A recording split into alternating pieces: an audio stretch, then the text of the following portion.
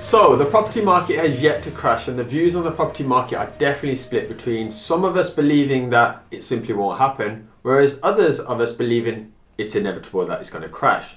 Now, if you're new to this channel, and you may be, as we've had a massive influx of subscribers recently, which I'm so grateful for, so thank you all very much, by the way, then I've actually done quite a few videos on this particular subject, as you can see. But what I figured I'd do for this particular video is run over the likelihood of a property crash happening, the implications of that, and also some very important news that may help you financially, whether you're a property investor or business owner yourself. So you may want to stick around for that. And also, while we're here, now is a great time to poke, tickle, headbutt that like button.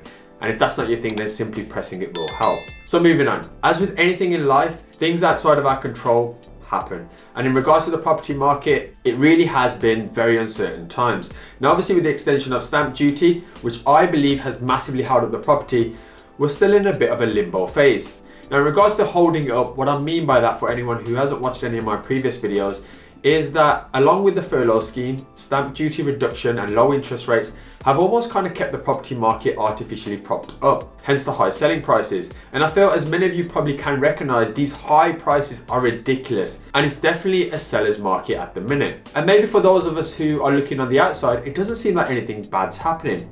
But as a property investor and one who relies solely on my investments paying off, otherwise I'll be pretty shit, then I need to look a little bit closer. And I do believe that the furlough extension to the end of September has massively helped this artificial propping, where we aren't really seeing the true picture of what's going on. As I do feel that unemployment will continue to rise, sadly, and we're really going to start to understand people's true financial situations. Now, I know if furlough is extended again, it can potentially delay the inevitable. So we may get some of you saying, I told you it wasn't going to crash, but I still feel it's unsustainable to keep the prices where they're at. And jumping back to stamp duty extension, which ends at the end of June, we will also likely see many first-time buyers now stop looking for properties. And as we know, there was a bit of a mad rush earlier on.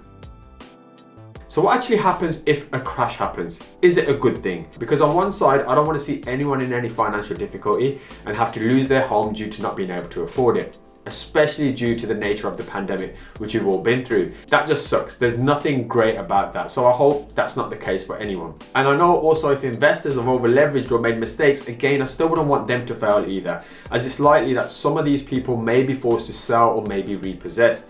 So that's probably inevitable too. But as with any crisis, there is also, like they say, opportunity. Someone somewhere will buy a property at a discount, and if they hold on to it long enough or know what to do with it, then they will do very well. And this is why I always preach about cash being king, especially in these types of circumstances.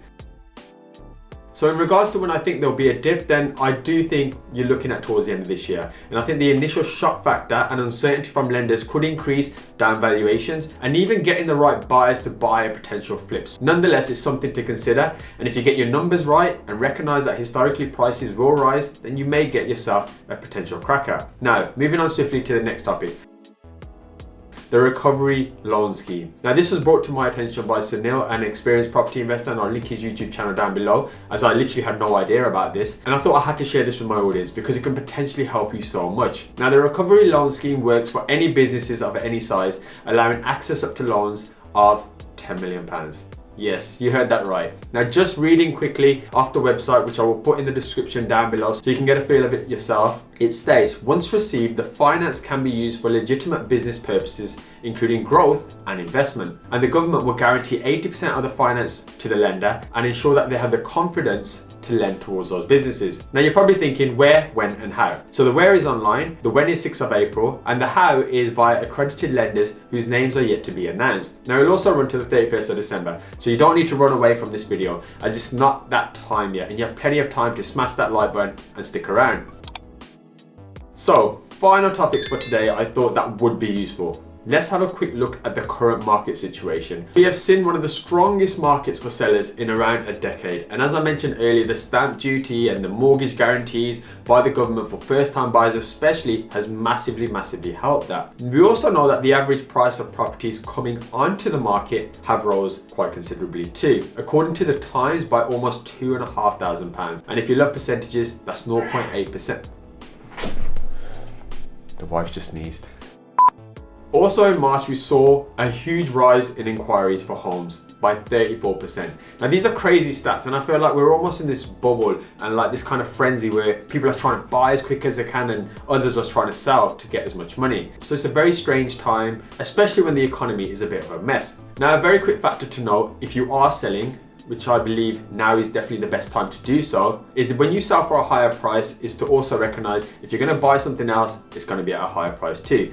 So have a think about what you do in the interim there. Could you potentially hold out on the second purchase if it's viable enough in a preparation for where there's a dip where you can almost get yourself some instant equity perhaps, or else you'll simply be selling high and buying high, which actually serves little purpose. And of course, if you're looking to buy investment homes, please do check comparables of maybe pre-March 2020 before we really experienced COVID, as that was where I believe the market was in a more normal state. And with that, I hope there's a few bloopers in here for you to maybe giggle at, and I'll take this tie off now and dress a little bit more appropriately, and I'm going to end the video there. So I just want to thank you all for watching. Thank you all for smashing that like button. If there are any questions, please do drop them in the comments.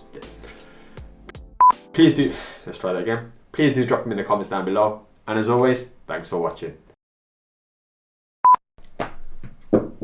Hence the high. And it's, as I truly believe we're going to see some, as I just wish I could talk. Do I want one? That's a great question that, especially, mainly for sellers. Let's try again.